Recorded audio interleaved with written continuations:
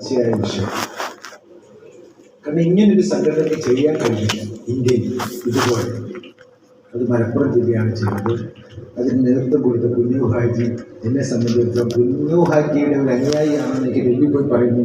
അഭിമാനമാണ് ഉണ്ടാകുന്നത്. അപ്പോൾ അതുകൊണ്ടാണ് ഞാൻ പറയുന്നത്, കുഞ്ഞു ഹാജിയുടെ ക്ഷണ സ്വീകരിച്ചപ്പോൾ എത്തിയാലും എനിക്ക് സന്തോഷം മാത്രമേ ഉള്ളൂ. പ്രത്യേകിച്ച് ഇന്ന് ഞാനൊരു ദിവസത്തെക്കുറിച്ച് ഓർക്കുകയാണ്. 1989 ഫെബ്രുവരി മാസം 15-ാം തീയതി ഒരു ഡേറ്റ് ഉണ്ടായിരുന്നു. അന്നാണ് നമ്മൾ ആദ്യമായി ഒരു വ്യാപാര ഭവൻ സംസ്ഥാനത്ത് ഉദ്ഘാടനം ചെയ്തത്. അത് ഉദ്ഘാടനം ചെയ്തത് അന്നത്തെ മുഖ്യമന്ത്രി സഖാവ് ഇ.കെ. നായനാണ്. കോഴിക്കോട് ആദ്യത്തെ വ്യാപാരി, കോഴിക്കോട് ജില്ലാ കമ്മിറ്റിയുടെ വ്യാപാരി. വളരെ സമ്മർദ്ദം ചെലുത്തിയാണ് ഇ.കെ. നായരെ ഉദ്ഘാടനത്തിന് കൊണ്ടുവന്ന് നമ്മുടെ വ്യാപാര ഭവൻ കണ്ടപ്പോൾ നായനാർ ഞെട്ടിപ്പോയി. അദ്ദേഹത്തിൻ്റെ പ്രസംഗത്തിൽ അദ്ദേഹം പറഞ്ഞു, നിങ്ങൾ 51 രൂപീകരിക്കപ്പെട്ട സംഘടന 89 വരെ ഒരുപാട് സമരങ്ങളിലൂടെ ഒരുപാട് നേട്ടങ്ങൾ നിങ്ങൾ ഉണ്ടാക്കിയിട്ടുണ്ട്. പക്ഷേ ഒരു സമരം വിജയിക്കാൻ ഒരു നല്ല മുദ്രാവാക്യം മതി, നല്ലൊരു വിഷയം മതി. ആ സമരം വിജയിച്ചു കഴിഞ്ഞാൽ ആളുകൾ പിരിഞ്ഞു പോകും. പിന്നെ വിളിച്ചാൽ വിഷയമില്ലാതെ വിളിച്ചാൽ ആളിനെ കിട്ടില്ല. അത് ആരുടെ സംഘടനയാണെങ്കിലും ഏത് വിഭാഗമാണെങ്കിലും അങ്ങനെയാണ്. പക്ഷേ ഒരു ഓഫീസ് ഇതുപോലെ ഉണ്ടാകണമെങ്കിൽ സംഘടനയെ സ്നേഹിക്കുന്ന ആളുകൾ ഉണ്ടാകും, സംഘടനയെ ഹൃദയത്തിലേറ്റുന്ന ആളുകൾ ഉണ്ടാകും. എങ്കിൽ മാത്രമേ ഇത്തരം ഓഫീസുകൾ നമുക്ക് പണിയാൻ കഴിയുകയുള്ളൂ. അതുകൊണ്ട് കേരള വ്യാപാരി വ്യവസായി ഏകോപന സമിതിയെ സംസ്ഥാന സർക്കാർ അംഗീകരിച്ചിരിക്കുന്നു. ഇനി മുതൽ ബഡ്ജറ്റ് ചർച്ചകളിൽ വ്യാപാരി വ്യവസായി ഏകോപന സമിതിയുടെ അഭിപ്രായം കൂടെ കേട്ടിട്ട് ബഡ്ജറ്റ് പ്രസംഗം ഉണ്ടാക്കൂ ആദ്യമായി പ്രഖ്യാപിച്ചത് 1989 ഫെബ്രുവരി മാസം 15-ാം തീയതി കോഴിക്കോട് സഖാവ് ഇ.കെ. നായനാരാണ്. പിറ്റേ ദിവസം മനോരമ മുഖപ്രസംഗം എഴുതി. ഞാൻ ഒരു കാര്യം കൂടെ പറഞ്ഞു. വർഷങ്ങളായി പ്രവർത്തിക്കുന്ന, പല പ്രാവശ്യം കേരളത്തിൽ അധികാരത്തിൽ വന്ന കോഴിക്കോട് ജില്ലയിൽ ജില്ലാ കമ്മിറ്റിക്ക് ഇത്രയും വലിയൊരു ഓഫീസില്ല. ഈ CPM എന്ന ഭരണകക്ഷിയെ പോലും കടത്തിവെട്ടിയിരിക്കുന്നു എന്നൂടെ പറഞ്ഞു. മനോരമ മുഖപ്രസംഗം എഴുതി. വ്യാപാരി വ്യവസായി ഏകോപന സമിതി കോഴിക്കോട് നിർമ്മിച്ച വ്യാപാര ഭവനങ്ങളുടെ മുഖ്യമന്ത്രി ഞെട്ടി. ഇനി കേരളത്തിലെ അങ്ങാടികൾ മുഴുവൻ കീഴടക്കാൻ പോകുന്ന ഒരു പ്രസ്ഥാനമായി കേരള വ്യാപാരി വ്യവസായി ഏകോപന സമിതി വളരാൻ പോകുന്നതിൻ്റെ സൂചനയാണ് ഇത്. പ്രിയമുള്ളവരെ, ഇന്ന് നമ്മുടെ അവസ്ഥയെത്താൻ, ഇന്ന് കേരളത്തിൽ ഏറ്റവും കൂടുതൽ ഓഫീസുള്ള ഒരു പ്രസ്ഥാനം CPM അല്ല, കോൺഗ്രസ് അല്ല, BJP അല്ല, മുസ്ലിം ലീഗ് അല്ല, കേരള വ്യാപാരി വ്യവസായി ഏകോപന സമിതിയാണ്. നമ്മുടെ ശബരിമലയിൽ ചെന്നാൽ ഒരു പ്രസ്ഥാനത്തിനെ ഓഫീസുള്ളൂ, അത് വ്യാപാരി വ്യവസായി ഏകോപന സമിതിക്ക് മാത്രമേ ശബരിമലയിൽ ഓഫീസുള്ളൂ. നമ്മുടെ ഓഫീസില്ലാത്ത ഒരു പഞ്ചായത്ത് കേരളത്തിലില്ല. പല ദേശീയ പാർട്ടികൾക്കും പല പഞ്ചായത്തുകളിലോ മുനിസിപ്പാലിറ്റികളിലോ ഒരു ഓഫീസ് പോലും ഇല്ല. ഇത്തരത്തിൽ ഈ പ്രസ്ഥാനത്തെ സ്നേഹിക്കുന്ന അംഗങ്ങളുള്ളത് കൊണ്ടാണ് നമുക്ക് ഇങ്ങനെയാകാൻ കഴിയുന്നത്. നമ്മുടെ 81 മുതൽ 89 വരെയുള്ള എല്ലാ സമരങ്ങളെക്കാളും നമുക്ക് അംഗീകാരം കിട്ടിയത് സ്വന്തമായൊരു ഭവനം വന്നപ്പോഴാണ്. നിങ്ങളെ സംബന്ധിച്ചിടത്തോളം നിങ്ങൾ നടത്തിയിട്ടുള്ള ഇന്ന് വരെയുള്ള പോരാട്ടങ്ങളിൽ ഏറ്റവും പ്രധാനം നിങ്ങൾ ഒന്ന് വ്യാപാരി വ്യവസായി ഏകോപന സമിതിക്ക് വേണ്ടി നിർമ്മിക്കപ്പെട്ട ഈ വ്യാപാര ഭവനാണെന്ന് ഞാൻ പറയുന്നു. ഓരോരുത്തരെയും സംസ്ഥാന ഗവൺമെന്റിന്റെ പേരിൽ അഭിനന്ദിക്കുന്നു. പ്രിയമുള്ളവരെ, നമ്മുടെ പ്രശ്നം വളരെ സങ്കീർണമാണ്. നിങ്ങൾക്കറിയാം, പഴയതുപോലെ നമുക്ക് വ്യാപാരമില്ല. പലരും കട പൂട്ടിപ്പോകുന്നു. ഉള്ളവർ തന്നെ കടത്തിലാണ്. എന്തുകൊണ്ടാണ് ഇങ്ങനൊരു സാഹചര്യം ഉണ്ടായത്? നമ്മൾ ഓരോ വർഷത്തെയും GSTയുടെ കണക്കെടുത്ത് നോക്കുമ്പോൾ ഓരോ മാസവും ഓരോ വർഷവും GST സർക്കാരിലേക്ക് വരുന്നതിൻ്റെ കണക്ക് വർദ്ധിച്ചുകൊണ്ടിരിക്കുകയാണ്. എന്നുവെച്ചാൽ കച്ചവടം കൂടിക്കൊണ്ടിരിക്കുകയാണ്. പക്ഷെ നമ്മുടെ നാട്ടുപ്രദേശത്തിലെ കച്ചവടം കുറഞ്ഞുകൊണ്ടിരിക്കുന്നു. ഇതിൻ്റെ യഥാർത്ഥ കാരണം 1991 നരസിംഹറാവുവിൻ്റെ ഗവൺമെൻറ് കൊണ്ടുവന്ന ഉദാരവൽക്കരണം അടക്കം ചെറുകിട വ്യാപാര മേഖലയിൽ വിദേശ സ്വദേശ കുത്തകൾക്ക് സമ്പത്ത് മുടക്കാനുള്ള അനുവാദം കൊടുത്തതാണ് അന്ന് മുതൽ ഇന്ന് വരെയുള്ള ഡേറ്റ് എടുത്താൽ നമ്മുടെ കച്ചവടം കുറയുന്നതിന് ഏറ്റവും പ്രധാനമായ കാരണം. ഓൺലൈൻ വ്യാപാരം, റിലയൻസ് അടക്കമുള്ളവരുടെ ഗ്രാമങ്ങളിൽ പോലുള്ള ഔട്ട്ലെറ്റുകൾ, വലിയ സൂപ്പർ മാർക്കറ്റുകൾ. അപ്പം ഇത്തരത്തിൽ മുന്നോട്ട് പോയാൽ നമ്മുടെ രാജ്യത്ത് വരുന്ന 4 കോടിയോളം സംരംഭകരാണെന്നുള്ളത്, നമ്മളെ ചുറ്റിപ്പറ്റി 16 കോടിയോളം തൊഴിലാളികളുണ്ട്. 20 കോടി കുടുംബങ്ങളുടെ ജീവിതമാർഗമാണിത്. ഈ വരുമാനം മൊത്തം വിരലെണ്ണാവുന്ന കോർപ്പറേറ്റുകളുടെ കയ്യിലേക്ക് പോകാനാണ് നരസിംഹറാവു മുതൽ മൻമോഹൻ സിംഗ് മുതൽ ഇപ്പോഴത്തെ നരേന്ദ്രമോദി വരെ ശ്രമിച്ചുകൊണ്ടിരിക്കുന്നത്. ഓരോ ദിവസങ്ങളിൽ ഇറങ്ങുന്ന നിയമങ്ങളെല്ലാം നമ്മുടെ മേഖലയെ തകർത്തുകൊണ്ട് കോർപ്പറേറ്റ് മേഖലയ്ക്ക് വ്യാപാരം മാറാനുള്ള ശ്രമത്തിലാണ്. നമ്മുടെ ചെറുകിട മേഖലയിൽ ഇന്നത്തെ സ്റ്റോക്ക് കണക്കെടുത്താൽ 14 ലക്ഷം കോടി രൂപയുടെ സ്റ്റോക്കാണ് നമ്മുടെ ഉള്ളത്. കേരളത്തിൽ ഒരു കോർപ്പറേറ്റുകളുടെ അത്രയും സ്റ്റോക്കില്ല. നമ്മൾ ഒരു വ്യക്തിയായിട്ട് ഏകോപന സമിതിയെ കണക്കാക്കിയാൽ 14 ലക്ഷം കോടിയുടെ സ്റ്റോക്കാണ് നമ്മുടെ ഉള്ളത്. അപ്പോൾ ഇന്ത്യയിൽ എത്ര ലക്ഷം കോടിയുടെ സ്റ്റോക്കാണ് ഇരിക്കുന്നത് ആലോചിക്കും. കേരളത്തിൽ നമ്മൾ 14 ലക്ഷമാണെങ്കിൽ ഇന്ത്യയിൽ 4 കോടിയാണ് നമ്മുടെ സംരംഭകരുടെ എണ്ണം. അപ്പൊ ഇവിടുന്ന് വരുന്ന വരുമാനം, 20 കോടി കുടുംബങ്ങൾക്ക് വരുന്ന വരുമാനം അവരുടെ ജീവിതമാർഗമാണ്. അപ്പോൾ മുഴുവനായി കോർപ്പറേറ്റുകളുടെ ഭാഗത്തേക്ക് മാറ്റുവാൻ, അവരുടെ വരുമാന മാർഗമാക്കി മാറ്റുവാൻ, നമ്മുടെ വ്യാപാരം തകർക്കുവാൻ ഉള്ള നിയമങ്ങളാണ് ഇന്ന് അടിക്കടി കഴിഞ്ഞ 10 വർഷമായി ഇന്ത്യ ഗവൺമെൻറ് ചെയ്തുകൊണ്ടിരിക്കുന്നത്. ഉദാഹരണത്തിന് കഴിഞ്ഞ ഈ ഗവൺമെൻറ് നരേന്ദ്രമോദിയുടെ കഴിഞ്ഞ ഗവൺമെൻറ് അവസാന കാലത്തിൽ ഒരു നിയമം പാസ്സാക്കിയിട്ടുണ്ട്, ഒരു വാടക കുടിയാൻ നിയമം. ആ നിയമം എന്ന് പറയുന്നത് നമ്മുടെ വ്യാപാര സ്ഥാപനങ്ങൾ ആരും വാടകയ്ക്കെടുത്ത് കച്ചവടം ചെയ്യാതിരിക്കാനുള്ള ഒരു നിയമമാണ്. ജന്മികൾക്ക് എപ്പോൾ വേണമെങ്കിലും കട ഒഴിപ്പിക്കാൻ 11 മാസം എഗ്രിമെന്റ് എഴുതി നാം കട വാടകയ്ക്കെടുത്താൽ 11 മാസം കഴിയുമ്പോൾ ജന്മിക്ക് നമ്മളെ ഇറക്കി വിടാം. ഒരു കോടതിയിലും പോകണ്ട.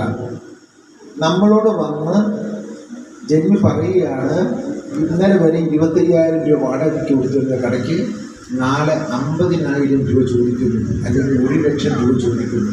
നമുക്കത് ബുദ്ധിമുട്ടാന്ന് പറഞ്ഞാൽ ഒരു ലെറ്റർ തരും, നിങ്ങൾ മാറിക്കൊടുക്കാൻ. തന്നില്ലെങ്കിൽ അവർ കോടതിയിലും പോകണ്ട. ഗവൺമെൻറ് തലത്തിൽ ജില്ലാ തലത്തിൽ പ്രത്യേക ഒരു സമിതിയെ നിയമിക്കുന്നു. ആ സമിതി ഒരു പരാതി കൊടുത്താൽ 3 മാസത്തേക്കകം നമ്മൾ മാറിക്കൊടുക്കണം. ഈ 3 മാസം കഴിഞ്ഞ് മാറിക്കൊടുക്കാതിരിക്കാനേ പറ്റില്ല. കാരണം നമുക്ക് കോടതിയിൽ പോകാൻ അധികാരമില്ല. നാം ഇറങ്ങിക്കൊടുക്കുക മാത്രമല്ല, ആ 3 മാസത്തേക്ക് അത് കഴിഞ്ഞ് എത്രയാണോ ആയാലും വാടക ചോദിച്ചത് ആ വാടകയും നമ്മൾ കൊടുക്കണം. എന്തിനു വേണ്ടിയാണ് ഇങ്ങനെ? ഒരു പ്രശ്നവുമില്ലാത്ത ഈ മേഖലയിൽ നമ്മളെ പൂർണ്ണമായും ഇല്ലാതാക്കുക. കാരണം കട ഈ തരത്തിലൊരു അനുഭവം നമുക്കുണ്ടായാൽ നമ്മൾ കട ഒഴിഞ്ഞു കൊടുക്കുക മാത്രമല്ല, മറ്റൊരു കട വാടകയ്ക്കെടുത്ത് കച്ചവടം ചെയ്യില്ല. കാരണം നമുക്ക് ഒരു തരത്തിലും ഒരു സ്ഥിരതയില്ല. നമുക്കൊരു ഇതുമായി ബന്ധപ്പെട്ടൊരു തർക്കമുണ്ടായ കോടതിയിൽ പോകാൻ അധികാരമില്ല. എന്തൊരു നിയമമാണിത്? ഇതിൻ്റെ ഉദ്ദേശം എന്താണ്? ഇതിൻ്റെ ഉദ്ദേശം ക്രമേണ നമ്മളെ ഇല്ലാതാക്കിക്കൊണ്ട് അദാനി, അംബാനി തുടങ്ങിയ ഗ്രൂപ്പുകൾക്ക് ഈ രാജ്യത്തിൻ്റെ മുഴുവൻ വരുമാനവും അവരിലേക്ക് എത്തണം എന്നുള്ള ഉദ്ദേശത്തോടു കൂടിയാണ് കേന്ദ്ര സർക്കാർ തുടങ്ങുന്നത്. എന്തിനാണ് അവർ GST കൊണ്ടുവന്നത്? 2017 GSTയെ കുറിച്ച് നിങ്ങൾ കറക്റ്റായിട്ട് പഠിക്കണമെന്നത്തെ GSTയെ കുറിച്ച്. ആ GST ആ രൂപത്തിലാണ് ഈ രാജ്യത്ത് നടപ്പാക്കിയിരുന്നെങ്കിൽ ഈ വ്യാപാരവും പണിയാനും ആൾ കാണില്ല, ഇവിടെ യോഗം വിളിച്ചാൽ കൂടാനും ആൾ കാണില്ല. കാരണം ഒരക്ഷരത്തെറ്റിൻ്റെ പേരിൽ പോലും നിങ്ങൾ ജയിലിൽ പോകണം. രാജ്യത്ത് വലിയ ചർച്ച ചെയ്യപ്പെട്ട ഒരു വിഷയമാണ്.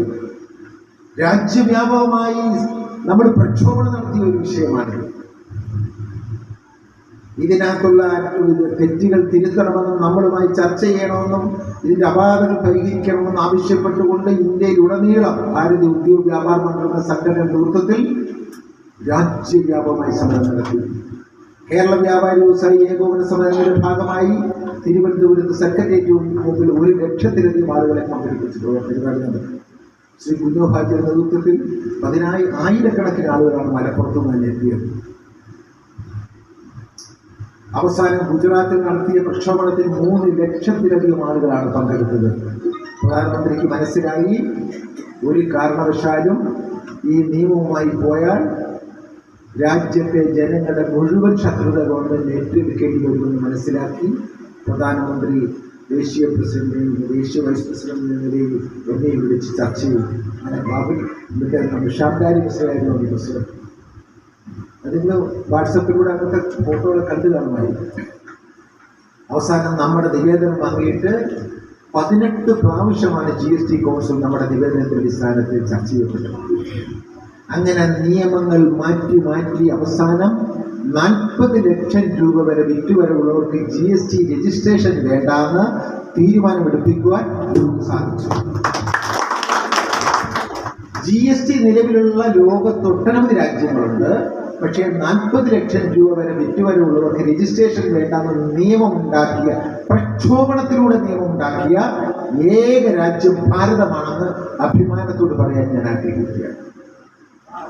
നമ്മുടെ സംഘടിത ശക്തി കൊണ്ടാണ് ലഭിച്ചത്. ഇന്ത്യയിലെ കോടിക്കണക്കിന് വരുന്ന വ്യാപാരികളുടെ ഒറ്റക്കെട്ടായുള്ള പ്രക്ഷോഭണത്തിന്റെ ഭാഗമായിട്ടാണ് ഉണ്ടായത്. അതുപോലെ തന്നെ നിങ്ങൾക്കറിയാം, ഞാൻ സൂചിപ്പിച്ചത്, ചിലപ്പോഴെങ്കിലും നിങ്ങളോട് ചോദിക്കാറുണ്ട് ഈ സംഘടന കൊണ്ട് എന്താണ് പ്രയോജനം എന്ന്. അതിനുള്ള മറുപടി പറയാനുള്ള അവസരം ഞാൻ നിങ്ങൾക്ക് തരികയാണ്. അതായത് സെയിൽ ടാക്സിന്റെയും വാറ്റിന്റെയും കുടിശ്ശിക 1981 നമ്മുടെ സംഘടന രൂപീകരിക്കും CM ജോർജ് അന്നത്തെ മുഖ്യമന്ത്രി നയനാരെ കാണാൻ പോയൊരു പ്രധാന വിഷയം 1964 സെയിൽ ടാക്സ് കുടിശ്ശിക ഒരു തരത്തിലും അടയ്ക്കാൻ നിവൃത്തിയില്ലാത്ത പാവപ്പെട്ട 10,000-കണക്കിന് ആളുകളുണ്ട്. അവർക്ക് നിയമക്കുരുക്കിൽപ്പെട്ട അവരുടെ വീടും വസ്തുവൊക്കെ അറ്റാച്ച് ചെയ്തിരിക്കുകയാണ് ഗവൺമെന്റ്. അതുകൊണ്ട് അത് എഴുതി തള്ളണം. 1964 50,000 എന്ന് പറയുന്നത് 50 ലക്ഷത്തേക്കാൾ വിലപിടിപ്പുണ്ട്. അത് പിഴയും പലിശയും കയറി വർദ്ധിച്ചുകൊണ്ടേയിരുന്നു. അന്ന് മുഖ്യമന്ത്രി നയനാർ പറഞ്ഞു, സർക്കാരിന് ലഭിക്കാനുള്ള പണം എഴുതിത്തള്ളാൻ നിയമമില്ല. സെയിൽ ടാക്സ് ഇനത്തിൽ അവർ തിരിച്ചെടുത്ത പണമാണ്. നിർബന്ധമായും പണവും പലിശയും അടക്കം ലക്ഷങ്ങൾ അവരടച്ചേ പറ്റൂ. ചിലരൊക്കെ അടയ്ക്കാൻ പറ്റുന്നവർ വസ്തു വിറ്റും ഭൂമി വിറ്റും അടച്ചുകൊണ്ടേയിരുന്നു. അത് കഴിഞ്ഞ് പൂക്കുഞ്ഞ് സാഹിബിലും അത് കഴിഞ്ഞ് ടി നസറുദ്ദീൻ ചെന്നു. ഒരിക്കലും ഒരു ഗവൺമെന്റും അതിന് തയ്യാറായില്ല. ഇവരൊക്കെ മറ്റൊരാവശ്യം കൂടി ഉന്നയിച്ചിരുന്നു, നമുക്കൊരു മന്ത്രാലയം വേണമെന്ന്. വ്യാപാരികൾക്ക് ഏത് മന്ത്രിയെ കാണണം, ഏത് മന്ത്രിയുമായി ഡിസ്കസ് ചെയ്യണം. പല മന്ത്രിമാരെ കണ്ട് പലതരത്തിലുള്ള അഭിപ്രായങ്ങൾ വരുന്നു. അതുകൊണ്ടൊരു വകുപ്പ് മന്ത്രിയെ ഇത് ചുമതലപ്പെടുത്തിയാൽ ഞങ്ങൾക്ക് ആ മന്ത്രിയുമായി സംസാരിച്ചാൽ മതിയല്ലോ എന്ന് CM ജോർജും പൂക്കുഞ്ഞി സാഹിബും നസറുദ്ദീൻ സാഹിബും പലവട്ടം ആവശ്യം. പ്രിയമുള്ളവരെ, അഭിമാനത്തോടു കൂടി പറയുന്നു, ശ്രീ ബഹുമാനിയായ കുഞ്ഞോ ഹാജിയും ഞാനും സംസ്ഥാനത്തിന്റെ നേതൃത്വത്തിൽ വന്നതിന് ശേഷം സംസ്ഥാന സർക്കാരിനെ കൊണ്ട് 1964 മുതൽ 2017 വരെ, GSTക്ക് മുമ്പുള്ള 2017 വരെയുള്ള 50,000 രൂപയുള്ള കുടിശ്ശിക പൂർണ്ണമായി ചരിത്രത്തിലാദ്യമായി എഴുതിത്തള്ളി. 50,000 എന്ന് വെച്ചാൽ 50 ലക്ഷവും 1 കോടിയുമാണ് പിഴയും പിഴപ്പലിശയാണ്. ഇതൊരു വലിയ നേട്ടമാണ്. അത് മാത്രമല്ല, സർക്കാരിന് കൊടുക്കാനുണ്ടായിരുന്ന 10 ലക്ഷം രൂപ നമ്മൾ പിരിച്ചെടുത്ത ടാക്സാണ്. അതിൻ്റെ പിഴയും പിഴപ്പലിശയടക്കം കോടികൾ അടയ്ക്കാനുണ്ടായിരുന്ന ലക്ഷക്കണക്കിന് ആളുകളുണ്ടായി. അവർ അടയ്ക്കാനുള്ള യഥാർത്ഥ തുകയുടെ 10 ലക്ഷത്തിൻ്റെ 30%, നമ്മൾ പിരിച്ചെടുത്ത 10 ലക്ഷത്തിൻ്റെ 30%, 10 ലക്ഷത്തിന് അടയ്ക്കാനുള്ളത് പിഴയും പലിശ അടക്കം 4-5 കോടി രൂപ അടയ്ക്കാനുള്ളത് വെറും 3 ലക്ഷം രൂപ അടച്ച് പൂർണ്ണമായി ഒഴിവാക്കുവാൻ ഗവൺമെന്റിനെ കൊണ്ട് തീരുമാനിക്കുന്നു. ഇതൊക്കെ നിങ്ങൾ എണ്ണി പറയണം. ഇതൊക്കെ നിയമമാണ്. നിങ്ങൾക്ക് യൂട്യൂബ് ഇതൊക്കെ പരിശോധിച്ചാൽ നെറ്റിൽ കിട്ടുന്ന കാര്യങ്ങളാണ്. ഈ സംഘടന ചെയ്ത കാര്യങ്ങളാണ്. നിങ്ങൾക്കറിയാമല്ലോ, സാമൂഹ്യ സുരക്ഷാ പെൻഷൻ 1600 ആയിരുന്നു. നമ്മുടെ പെൻഷൻ 1300. തോമസ് ഐസക്കിന്റെ കാലത്ത് ഞാനും നസറുദ്ദീനും കുഞ്ഞു ഹാജിയും കൂടെ പല പ്രാവശ്യം തോമസ് ഐസക്കിനെ കണ്ടു. എൻ്റെ ജില്ലക്കാരനാണ്, എൻ്റെ ഏറ്റവും അടുത്ത സുഹൃത്താണ് തോമസ് ഐസക്. പക്ഷേ അത് തരാൻ തയ്യാറായില്ല, കൂട്ടാൻ തയ്യാറായില്ല. ഞാനും കുഞ്ഞു ഹാജിയും വ്യാപാരക്ഷേമ ബോർഡിൻ്റെ അതിൻ്റെ ഔദ്യോഗിക ഭാരവാഹികളായി കഴിഞ്ഞപ്പോൾ ഞങ്ങൾ ഇരുവരും മുഖ്യമന്ത്രിയും ധനകാര്യമന്ത്രിയും കണ്ട് ബോർഡ് പിടിപ്പിച്ചു. 1300 എന്നുള്ളത് 1600 പ്രഖ്യാപിച്ചിട്ടാണ് ആ ബോർഡ് യോഗത്തിൽ നിന്ന് ഞങ്ങൾ ഇറങ്ങിയത് എന്നുള്ളത് അഭിമാനത്തോട് പറയാൻ ഞാൻ ആഗ്രഹിക്കുകയാണ്. ഇന്ന് കാരണം അന്ന് ഗവൺമെന്റ് പറഞ്ഞത് സാമൂഹ്യ സുരക്ഷാ പെൻഷൻ കേന്ദ്ര ഗവൺമെന്റിന്റെ 400 രൂപ കൂടി ലഭിച്ചിട്ടാണ് കൊടുക്കുന്നത്. വ്യാപാരികളുടെ പെൻഷൻ പൂർണ്ണമായും സർക്കാരിന്റെ ഖജനാവിൽ നിന്നാണ് തരുന്നത്. അതുകൊണ്ട് വർദ്ധിപ്പിക്കാൻ ഒക്കില്ല. ആ നയമാണ് മാറ്റി എഴുതുവാൻ സംഘടനയ്ക്ക് കഴിഞ്ഞത് എന്ന് ഞാൻ ഓർമ്മിപ്പിക്കുകയാണ്. അതുപോലെ നിങ്ങൾക്കറിയാം, കേന്ദ്ര ഗവൺമെന്റിനെതിരെ നമ്മൾ നടത്തിയ പാർലമെന്റ് മാർച്ച് ചരിത്ര സംഭവമാണ്. 10,000-ലധികം ആളുകൾ കേരളത്തിൽ നിന്ന് പങ്കെടുത്ത മാർച്ച് ചരിത്ര സംഭവമാണ്. കെ.സി. വേണുഗോപാൽ പറഞ്ഞത്, അദ്ദേഹമായിരുന്നു ആ മാർച്ച് ഉദ്ഘാടനം ചെയ്തത്. അദ്ദേഹത്തിൻ്റെ രാഷ്ട്രീയ ജീവിതത്തിൽ അദ്ദേഹം KSU പ്രസിഡന്റായ കാലം മുതൽ പല പരിപാടികൾക്ക് ഡൽഹിയിൽ വന്നിട്ടുണ്ട്. പക്ഷേ ഇത്രയധികം മലയാളികൾ പങ്കെടുത്ത ഒരു പാർലമെന്റ് മാർച്ച് ആദ്യമായിട്ടാണ് എന്നാണ് അദ്ദേഹം പറഞ്ഞത്. ആ മാർച്ചിൻ്റെ ശക്തി കാരണം നമുക്ക് എന്തെല്ലാം നേട്ടമാണ് ഉണ്ടായത്. നമ്മുടെ വ്യാപാര ശബ്ദത്തിലൂടെ അത് കൂടുതൽ വിശദീകരിച്ചപ്പോൾ ഗവൺമെൻറ് അതിൻ്റെ കോപ്പികൾ വാങ്ങിക്കുകയും അത് മനസ്സിലാക്കുകയും ചെയ്തതിൻ്റെ അടിസ്ഥാനത്തിൽ നമ്മൾ ചെയ്ത സമരത്തിൻ്റെ പ്രധാന ഉദ്ദേശം വാടകയ്ക്ക് മേലുള്ള GST ഒഴിവാക്കുക, 28% GST പൂർണ്ണമായി ഒഴിവാക്കുക. ഈ ആവശ്യങ്ങൾ ഉന്നയിച്ചുകൊണ്ട് നമ്മൾ നടത്തിയ സമരം ഇൻപുട്ട് ലഭിക്കാത്ത മുഴുവൻ ആളുകൾക്കും വാടകയ്ക്ക് മേലുള്ള GST ഒഴിവാക്കി തന്നു. ഏതാണ്ട് 75 ലക്ഷം ആളുകൾക്ക് ഒരു മാസം 25,000 കോടിയിലധികം രൂപയുടെ ലാഭം നമ്മുടെ സമരം കൊണ്ടുണ്ടായി. കേരളത്തിൽ മാത്രമല്ല, ഇന്ത്യ രാജ്യത്ത്. അതുമാത്രമാണ്. അതായത് കഴിഞ്ഞ ബഡ്ജറ്റിന് മുമ്പായിട്ട് GST കൗൺസിൽ കൂടി തീരുമാനിക്കാൻ ഇരുന്നൊരു ശുപാർശ ചെയ്ത വിഷയം GSTയുടെ സ്ലാബ് ഇപ്പോൾ ഉള്ളത് 5% എടുത്തു മാറ്റിയിട്ട് 0 എന്നുള്ളത് എടുത്തു മാറ്റിയിട്ട് 12-നും 5-നും ഇടയ്ക്ക് എല്ലാ ഐറ്റത്തിനും GST, ഫിഷിന്,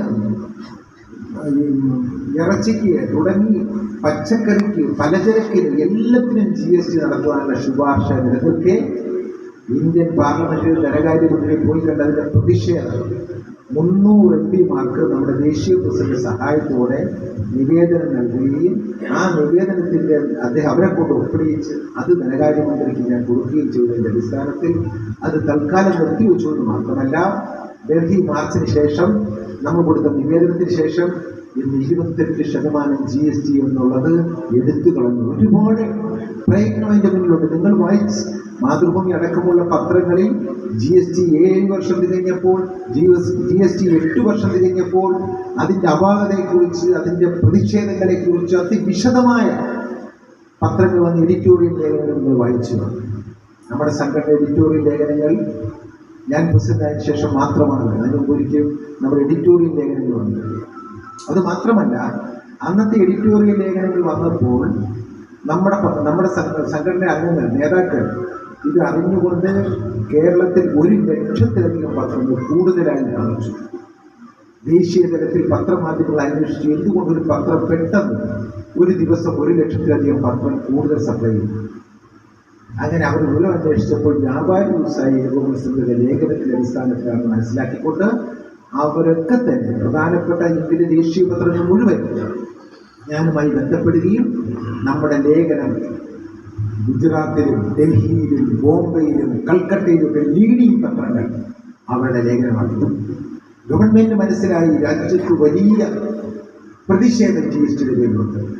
ഈ 28% GST മാറ്റിയാൽ ഗവൺമെന്റ് കൂടുതൽ സപ്പോർട്ട് കിട്ടുന്ന അടിസ്ഥാനത്തിലാണ് നമുക്കിന്ന് 28% എന്നുള്ളത് 18 ചിലത് ഇല്ലാതാകുകയും ചിലത് 5 വരികയും ചെയ്തത്.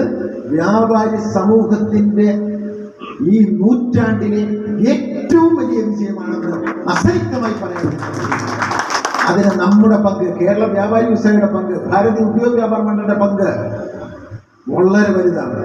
കാരണം നമ്മൾ കക്ഷി രാഷ്ട്രീയത്തിന് അതീതമായിട്ടാണ് പ്രവർത്തിക്കുന്നതെന്നുള്ള ബോധ്യം കേന്ദ്രം ഭരിക്കുന്നവർക്കാണെങ്കിലും സംസ്ഥാനം ഭരിക്കുന്നവർക്കാണെങ്കിലും മനസ്സിലാകുന്നു. നിങ്ങൾ വ്യാപാര ശബ്ദം വായിക്കുന്നവർക്ക് മനസ്സിലാകും. പ്രധാനമന്ത്രി ചെയ്യുന്ന തെറ്റുകളെ വിമർശിക്കുവാനും മുഖ്യമന്ത്രി ചെയ്യുന്ന തെറ്റുകളെ വിമർശിക്കുവാനും നമുക്ക് അനുകൂലമുണ്ടാകുന്ന എല്ലാ നിയമങ്ങളെ അഭിനന്ദിക്കുവാനും നമ്മുടെ മുഖപത്രം ഒട്ടും സംശയം കാണിക്കാറില്ല. അതുകൊണ്ടാണ് ഇന്ന് കേരളത്തിൽ ഏറ്റവും കൂടുതൽ പ്രചാരമുള്ള മാസിക വ്യാപാരി ശബ്ദമായി മാറിയത്. മുഖ്യമന്ത്രി അടക്കം നമ്മുടെ വ്യാപാരി ശബ്ദത്തിൽ ലേഖനങ്ങൾ എഴുതുന്നത് നമ്മുടെ മുഖപത്രത്തിന്റെ ഏറ്റവും പ്രാധാന്യം മനസ്സിലാക്കിയാണ്. നമുക്കറിയാം, മുഖ്യമന്ത്രി മറ്റുള്ള മുഖ്യമന്ത്രിമാരെ പോലല്ല. അദ്ദേഹം അങ്ങനെ ഒരു മാസികയ്ക്ക് ലേഖനങ്ങൾ കൊടുക്കാറില്ല. പക്ഷെ വ്യാപാരി ശബ്ദത്തിൽ എപ്പോൾ വിളിച്ചാലും ലേഖനം തരുവാൻ തയ്യാറായി മന്ത്രിമാർ ക്യൂ നിൽക്കുകയാണ്. അത്രമാത്രം പ്രസക്തി നമ്മുടെ പത്രത്തിൽ ഉണ്ട് എന്ന് സൂചിപ്പിക്കാനാണ്. നാം ശ്രദ്ധിക്കേണ്ട ഒരു കാര്യം, ഈ രാജ്യത്ത് കോർപ്പറേറ്റുകൾ വല്ലാതെ ഗവൺമെന്റിനെ കീഴ്പ്പെടുത്തിക്കൊണ്ടിരിക്കുകയാണ്. അതിനെതിരെ ശക്തമായ പോരാട്ടം നടത്തുന്നത് കൊണ്ടാണ് ചില വിട്ടുവീഴ്ചകൾ നമുക്ക് ഇടയ്ക്കിടയ്ക്ക് ഉണ്ടായിക്കൊണ്ടിരിക്കുന്നത്. ഉദാഹരണം, നരേന്ദ്രമോദി അധികാരത്തിൽ വന്നപ്പോൾ ആദ്യത്തെ ബഡ്ജറ്റ് നിങ്ങളത് പരിശോധിക്കണം. ഫസ്റ്റ് ബഡ്ജറ്റ് ഈ രാജ്യത്ത് സർക്കാരിന് വരുന്ന വരുമാനത്തിൽ ഏറ്റവും വലിയ പങ്ക് ലഭിച്ചുകൊണ്ടിരുന്നത് കോർപ്പറേറ്റ് ടാക്സ് ആയിരുന്നു. ഒന്നാമത്തെ ടാക്സ്, സർക്കാരിലേക്ക് വരുന്ന ഏറ്റവും പ്രധാനപ്പെട്ട ടാക്സ് കോർപ്പറേറ്റ് ടാക്സ് ആയിരുന്നു. അദ്ദേഹം ചെയ്തത് കോർപ്പറേറ്റുകളെ സഹായിക്കാൻ വേണ്ടി അവർക്ക് വല്ലാത്ത ഇളവുകൾ പ്രഖ്യാപിച്ചു. ആദ്യത്തെ വർഷത്തിന് 6 ലക്ഷം കോടിയുടെ സൗജന്യമാണ് കോർപ്പറേറ്റുകൾക്ക്. വിരലിൽ നിന്നാവുന്ന കോർപ്പറേറ്റുകൾക്ക് 6 ലക്ഷം കോടിയുടെ സൗജന്യം. ആ ബഡ്ജറ്റ് പരിശോധിച്ചാൽ ഇന്ത്യയിലെ 140 കോടി ജനങ്ങൾക്ക് നൽകിയ സഹായം എന്ന് പറയുന്നത് 2 ലക്ഷം കോടിയാണെങ്കിൽ കോർപ്പറേറ്റുകൾക്ക് കൊടുത്ത സഹായം 6 ലക്ഷം കോടിയുടെ. തീർന്നില്ല, ഓരോ വർഷവും കോർപ്പറേറ്റ് ടാക്സ് ഇളവുകൾ വന്ന് ഇൻകം ടാക്സ് എന്ന കടമ്പ ഇന്ന് ഏറ്റവും വലിയ ടാക്സായി ഉയർന്നു. ഇപ്പോൾ കോർപ്പറേറ്റ് ടാക്സ് അല്ല രാജ്യത്ത് വരുമാനത്തിന് ഒന്നാമത്തെ ടാക്സ്. മൻമോഹൻ സിംഗ് ഇറങ്ങിപ്പോകുമ്പോൾ കോർപ്പറേറ്റ് ടാക്സ് ആയിരുന്നു രാജ്യത്ത് ലഭിക്കുന്ന ഏറ്റവും കൂടിയ ടാക്സ് എങ്കിൽ ഇന്ന് രാജ്യത്ത് ലഭിക്കുന്ന ഏറ്റവും കൂടിയ ടാക്സ് ഇൻകം ടാക്സ് ആണ്. നമ്മളെപ്പോലെയുള്ള ടാക്സ് കോർപ്പറേറ്റ് മുതലാളിമാരെ ഒഴിവാക്കിയാൽ ഉള്ള ആളുകളുടെ ടാക്സ്. നിരന്തരം ഇതിനെതിരെ നമ്മൾ പോരാടിയതിന്റെ ഫലം എന്തുണ്ടായി? ആദ്യമായി നരേന്ദ്രമോദി ഗവൺമെന്റ് കഴിഞ്ഞ ബഡ്ജറ്റ്, കാരണം കഴിഞ്ഞ ഗവൺമെന്റ് അദ്ദേഹത്തിന് ഭൂരിപക്ഷം നഷ്ടപ്പെടാൻ കാരണം ഘടകകക്ഷിയുടെ ആശ്രയത്തോട് ധരിക്കേണ്ടി വന്ന കാരണം നമ്മുടെ സംരംഭകർ രാജ്യവ്യാപാരം നടത്തിയ പ്രചരണമാണെന്ന ബോധ്യത്തിന്റെ അടിസ്ഥാനത്തിൽ അദ്ദേഹം കോർപ്പറേറ്റ് ടാക്സ് കുറയ്ക്കാത്ത ആദ്യത്തെ ബഡ്ജറ്റാണ് ഈ നിർമ്മലാ സീതാരാമൻ കഴിഞ്ഞ പ്രാവശ്യം അവതരിപ്പിച്ചത്. അതുമാത്രമല്ല, നമ്മളെപ്പോലെയുള്ളവർക്ക് 12 ലക്ഷം രൂപ വരെ ഇൻകം ടാക്സ് കൊടുക്കേണ്ടെന്ന് തീരുമാനം കൊണ്ടുവന്നത് കഴിഞ്ഞ ബഡ്ജറ്റാണ്. അത് നമ്മുടെ സംഘടിത ശക്തിയുടെയും നമ്മുടെ സമരങ്ങളുടെയും നമ്മൾ ദേശീയ തലത്തിൽ നടത്തുന്ന പ്രചരണങ്ങളുടെയും ഭാഗമായിട്ടാണ് കേന്ദ്രം തിരിച്ചറിഞ്ഞത്. അപ്പോൾ നാം സംഘടിച്ചൊരു ശക്തിയായി നിൽക്കേണ്ടതിൻ്റെ പ്രസക്തമാണ് പറയുന്നത്. കാരണം ഇപ്പൊ നാം വിചാരിക്കുന്നത് പോലെയല്ല, ഈ രാജ്യത്ത് നടക്കുന്ന എല്ലാ വികസന പ്രവർത്തനങ്ങളും നമുക്ക് പ്രത്യക്ഷത്തിൽ നമ്മുടേതാണെന്ന് തോന്നുമെങ്കിലും അതിനൊക്കെ എല്ലാവരും കോർപ്പറേറ്റ് കൊണ്ട്. നിങ്ങൾക്കറിയാം, വിഴിഞ്ഞം പദ്ധതി കൊണ്ട് നമ്മളെല്ലാം അഭിമാനിക്കുകയാണ്.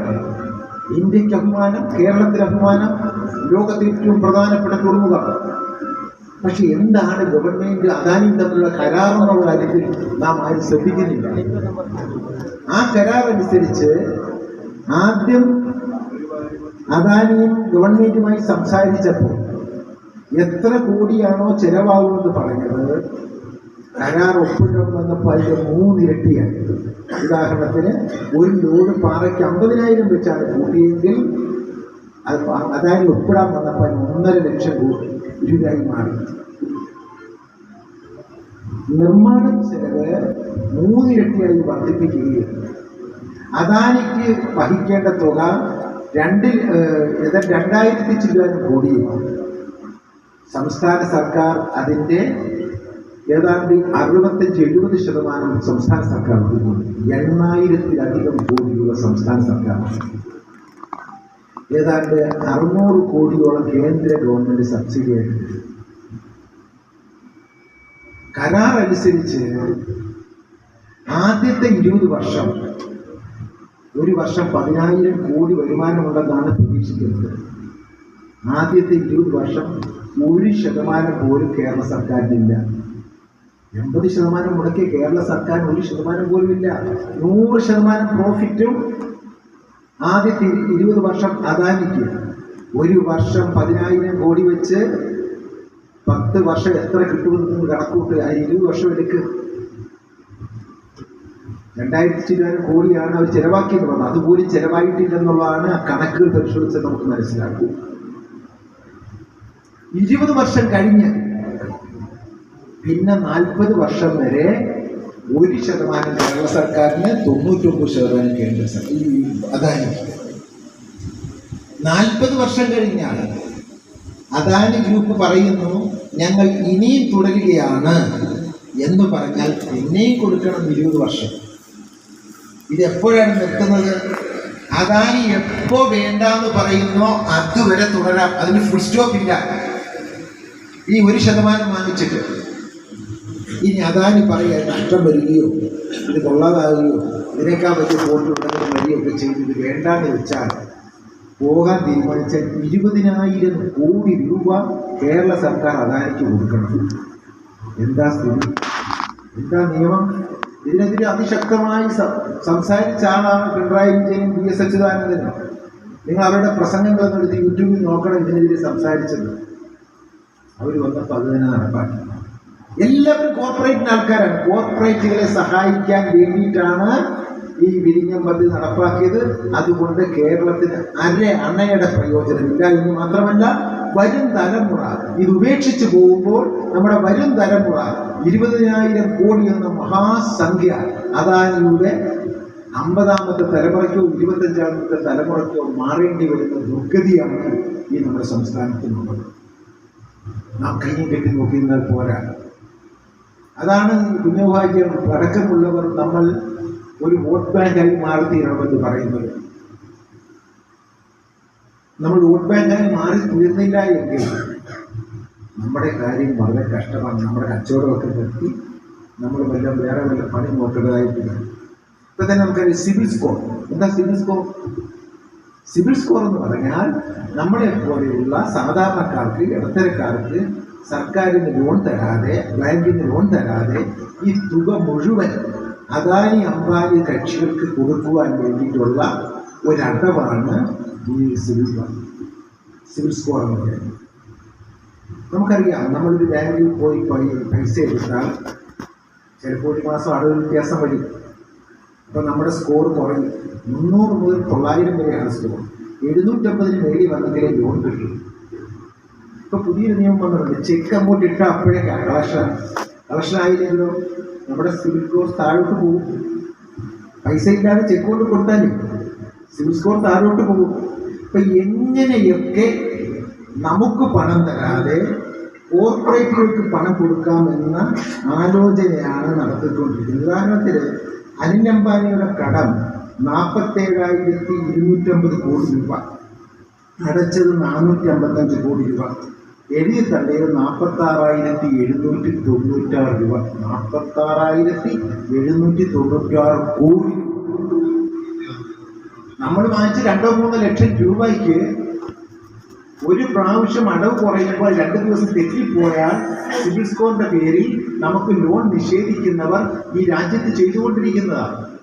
അതായത് നമ്മുടെ ഗൗതം അദാനി, ലോക കോടീശ്വരൻ, അയാൾ ഇന്ത്യൻ ബാങ്കിൽ നിന്ന് എടുത്തിരിക്കുന്ന കഴിഞ്ഞ ദിവസത്തെ കണക്ക് 2,25,000 കോടി.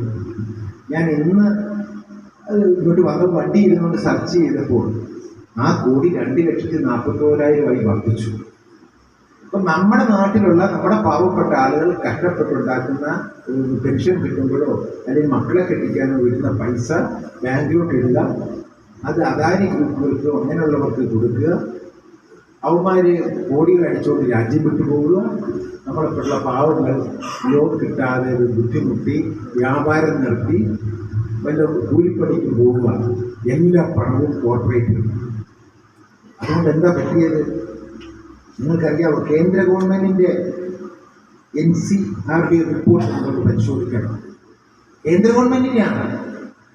കഴിഞ്ഞ 2 വർഷത്തിന് മുമ്പ് 11,800ഓളം ആളുകളാണ് ചെറുകിട വ്യാപാരികൾ ഇന്ത്യ രാജ്യത്ത് ആത്മഹത്യ ചെയ്തത്. നിങ്ങൾ കാരണം കഴിഞ്ഞ ദിവസവും ഗുരുവായൂർ ആത്മഹത്യ ചെയ്തത് കേട്ടില്ലേ? എത്ര എണ്ണം പുറത്തു വരുന്നില്ല, പത്രങ്ങളിൽ വരുന്നില്ല.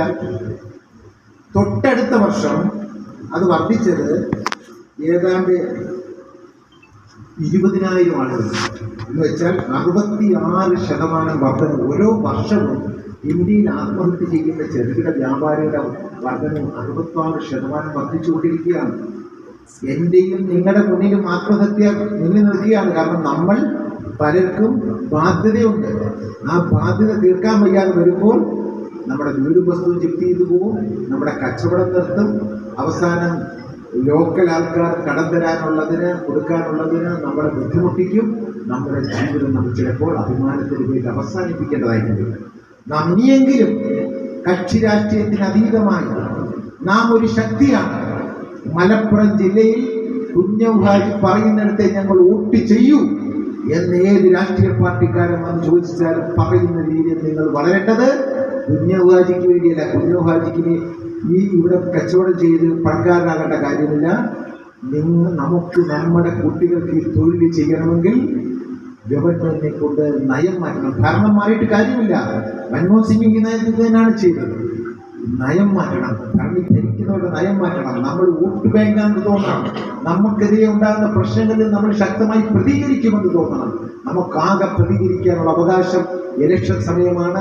ആ സമയത്ത് നിങ്ങൾ ഒറ്റക്കെട്ടായി മലപ്പുറം ജില്ലയുടെ വോട്ട് ശ്രീ കുഞ്ഞൗഹാജിക്ക് പറയുന്നത് ചെയ്യൂ എന്ന് ഓരോ യൂണിറ്റുകളിലേക്ക് തീരുമാനിച്ച് അത് നേതൃത്വത്തെ ബോധ്യപ്പെടുത്തുമ്പോൾ ഇവിടുത്തെ രാഷ്ട്രീയ പാർട്ടികൾ വന്ന് ചോദിക്കും, എന്തൊക്കെയാണ് നിങ്ങൾക്ക് ചെയ്യേണ്ടത്, എന്തൊക്കെയാണ് നിങ്ങൾ സഭയിൽ പറയേണ്ടത്, എന്തൊക്കെയാണ് നിങ്ങൾ പാർലമെന്റിൽ പറയേണ്ടത്, എന്തൊക്കെയാണ് നിങ്ങൾ രാഷ്ട്രീയ പാർട്ടി ഓഫീസുകളിൽ പറയേണ്ടത് എന്നിങ്ങോട്ട് ചോദിക്കുന്ന രീതി വരും. എങ്കിൽ മാത്രമേ നമ്മുടെ പ്രശ്നങ്ങൾ പരിഹരിക്കാനൊക്കൂ എന്ന് വിനയോട് ഞാൻ അറിയിക്കുകയാണ്. ഞാൻ ദീർഘിപ്പിക്കുന്നില്ല. വ്യാപാരി ശബ്ദ മാസികയിലൂടെയാണ് ഇന്ന് സിവിൽ സ്കോറുമായി ബന്ധപ്പെട്ട നമ്മുടെ ലേഖനം വന്നതിൻ്റെ അടിസ്ഥാനത്തിൽ കേന്ദ്ര റിസർവ് ബാങ്ക് ഒരു നിയമം പുറപ്പെടുവിച്ചിട്ടുണ്ട്. സിവിൽ സ്കോർ മാത്രം നോക്കി കൊടുക്കേണ്ട 4 സാഹചര്യങ്ങളുടെ കണക്കിലെടുത്ത് കൊടുക്കാൻ പുതിയ ഓർഡർ വന്നിട്ടുണ്ട്. വ്യാപാരി ശബ്ദ മാസികയിൽ വന്ന ലേഖനത്തിൻ്റെ തൊട്ടടുത്ത ആഴ്ചയാണ് വരുന്നത്. അപ്പോൾ നമ്മുടെ മുഖപത്രത്തെ അതിശക്തമായി നിങ്ങൾ സപ്പോർട്ട് ചെയ്യണം. അതിലൂടെ മാത്രമേ നമ്മുടെ പ്രശ്നം പരിഹരിക്കാൻ പറ്റൂ. അതിന് നിങ്ങളുടെ എല്ലാവരുടെയും സപ്പോർട്ട് ഉണ്ടാകണമെന്ന് വിനീതമായി അഭ്യർത്ഥിക്കുന്നു.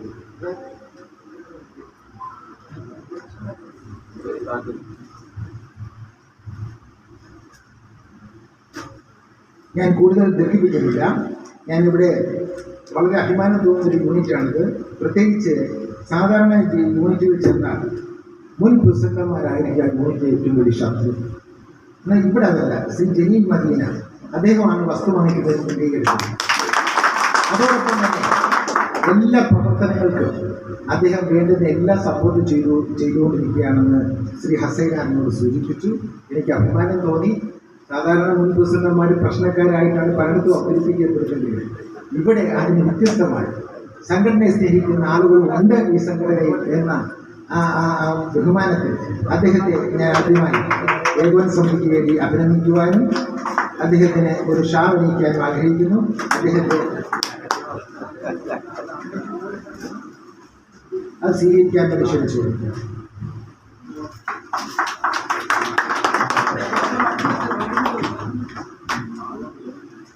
എല്ലാവരും നിറഞ്ഞൊരു കൈകളിൽ അറിയുന്നു.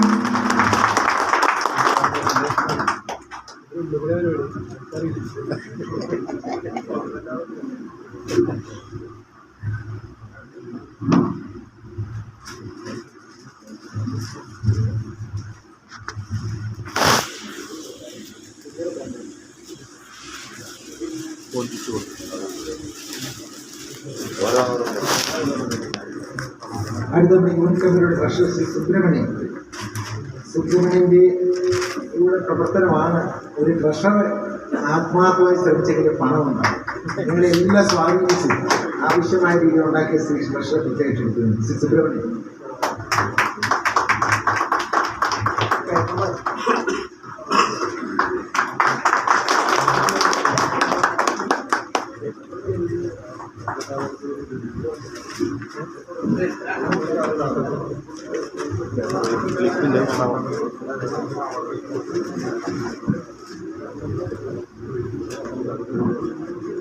Union committee general secretary Hussain power palace.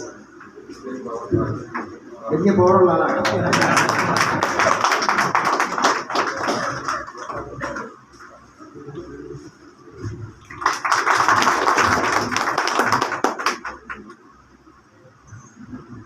മൂന്ന് വർഷമായിട്ട് നമ്മുടെ പ്രസിഡന്റായിട്ട് എല്ലാവരെയും സ്നേഹിച്ച് എല്ലാവരെയും ഒത്തുനിർത്തിക്കൊണ്ട് എന്നോട് കുഞ്ഞാജി പറഞ്ഞ് അവളുടെ നല്ല ചെറുപ്പക്കാരനാണ്, നല്ല സ്വഭാവമാണ്. എന്നെ കുഞ്ഞാജിയെ ചോദിച്ചറിഞ്ഞിട്ടുണ്ട്. എല്ലാവർക്കും മാതൃകയായി, ആരെയും പിണക്കാതെ, ആരെയും ബുദ്ധിമുട്ടിക്കാതെ ഈ കൊച്ചു ഗ്രാമത്തിൽ ഇത്രയും നല്ല ഓഫീസ്, ഇവിടുത്തെ MLA വിചാരിച്ചാൽ നടക്കില്ല ഇതുപോലെ ഓഫീസ് ഉണ്ടാക്കാൻ. പക്ഷേ അസൈനാരെ വിചാരിച്ചപ്പോൾ അത് നടന്നു. അസൈനാരെ ആദരിക്കുന്നു സംസ്ഥാന കമ്മിറ്റിയുടെ പേരിൽ. ഞാൻ മാത്രമല്ല, എൻ്റെ നേതാവ് ശ്രീ കുഞ്ഞാജി ഞാനും കൂടെ ചേർന്ന് അദ്ദേഹത്തെ ആദരിക്കുന്നു. നല്ലൊരു പേര് നമുക്ക്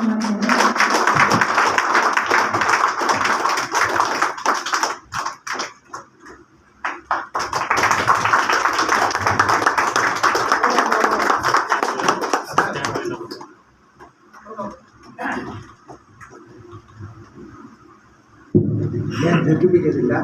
എല്ലാവർക്കും അഭിവാദ്യം അർപ്പിക്കുന്നു. കുഞ്ഞാജി നിങ്ങളെ സ്നേഹിക്കുന്ന കാണുമ്പോൾ എനിക്ക് അസൂയ തോന്നുന്നത്. കാരണം സംസ്ഥാന സെക്രട്ടേറിയറ്റിൽ അദ്ദേഹം ഏറ്റവും കൂടുതൽ വാദിക്കുന്നത് വനിതാ വിങ് വന്ന ഉടനെ പറയുന്നു എൻ്റെ ജില്ലയ്ക്ക് തരണം പറയുന്നു. ഏറ്റവും പ്രധാനപ്പെട്ടത് നമ്മുടെ വനിതാ വിങ്ങിൻ്റെ